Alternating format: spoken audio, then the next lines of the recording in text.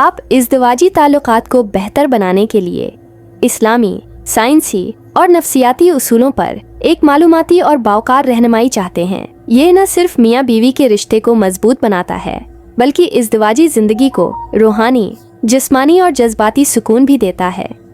ازدواجی تعلق میں ہم آہنگی بڑھانے کے اسلامی، سائنسی اور نفسیاتی اصول، اسلامی رہنمائی، محبت اور شفقت، اور تمہارے درمیان محبت اور رحمت رکھتی۔ سورہ روم 30:21۔ میاں بیوی ایک دوسرے کے لباس کی طرح ہیں، یہ قرآن کی تعبیر ہے۔ سورہ بقرہ 2:6 جسمانی تعلق صرف شہوت نہیں بلکہ عبادت بھی ہے۔ حدیث سنت نبوی، بیوی سے بات چیت، خوشبو لگانا، پیار سے پیش آنا، مباشرت سے پہلے شوق پیدا کرنا سنت ہے۔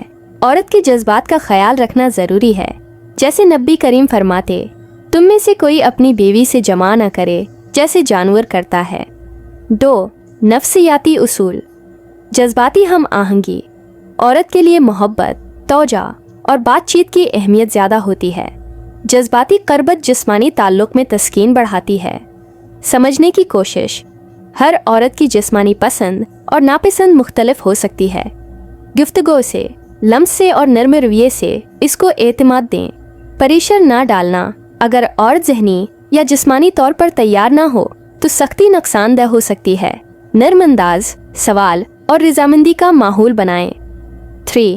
سائنسی اصول، طبی پہلو۔ قبل از مباشرت، فور پلے۔ عورت کے جسم میں تحریک پیدا ہونے میں وقت لگتا ہے، جلد بازی سے وہ غیر مطمئن رہتی ہے۔ لمس، بوسہ، نرمی اور اعتماد سے ابتدا کریں۔ ماحول کا اثر، روشنی، خوشبو اور وقت کا انتخاب ذہنی سکون میں مدد دیتا ہے۔ فون، شور یا سخت رویہ دماغی تناؤ پیدا کرتا ہے۔ بعد از تعلق، جسمانی تعلق کے بعد بیوی سے محبت بھرے الفاظ، گلے لگانا یا کچھ دیر ساتھ لیٹنا بہت اہم ہوتا ہے۔ یہ عمل عورت کو جذباتی سکون دیتا ہے۔